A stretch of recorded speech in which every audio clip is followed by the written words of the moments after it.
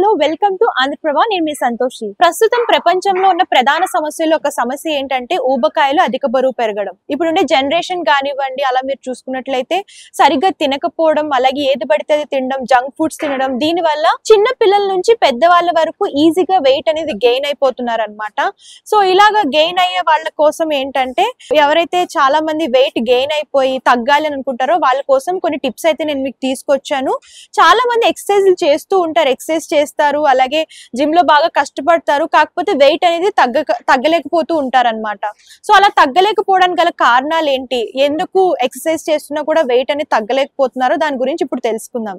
Actual గా చాలా మంది ఏంటంటే జిమ్ కి వెళ్తారు, కష్టపడతారు, కానీ ఫుడ్ తినేటప్పుడు మాత్రం ఏది పడితే అది తినేస్తారు. మన జిమ్ లో ఎంత కష్టపడినా కూడా వెయిట్ అనేది తగ్గలేకపోతూ ఉంటారు. సో మనం జిమ్ చేసి డైట్ చేయాలనుకునే వాళ్ళు ఎలాంటి ఫుడ్స్ తినాలి, అలాగే ఎలాంటి ఫుడ్స్ తినకూడదు ఇప్పుడు చూద్దాం. సో తినకూడని ఫుడ్స్ ఏంటి అని అంటే, బంగాళదుంప, పొటాటోతో చేసిన ఫుడ్స్ ఏమైనా సరే తినకూడదండి. పొటాటో చిప్స్ కానివ్వండి, స్నాక్స్ కానివ్వండి, ఈ పొటాటో వల్ల వెయిట్ అనేది పెరిగే అవకాశం ఉంటుంది అనమాట. అండ్ ఇంకోటి వచ్చేసరికి బ్రెడ్. చాలా మంది ఏంటంటే మార్నింగ్ బ్రేక్ఫాస్ట్ లాగా బ్రెడ్ తీసుకుంటూ ఉంటారు.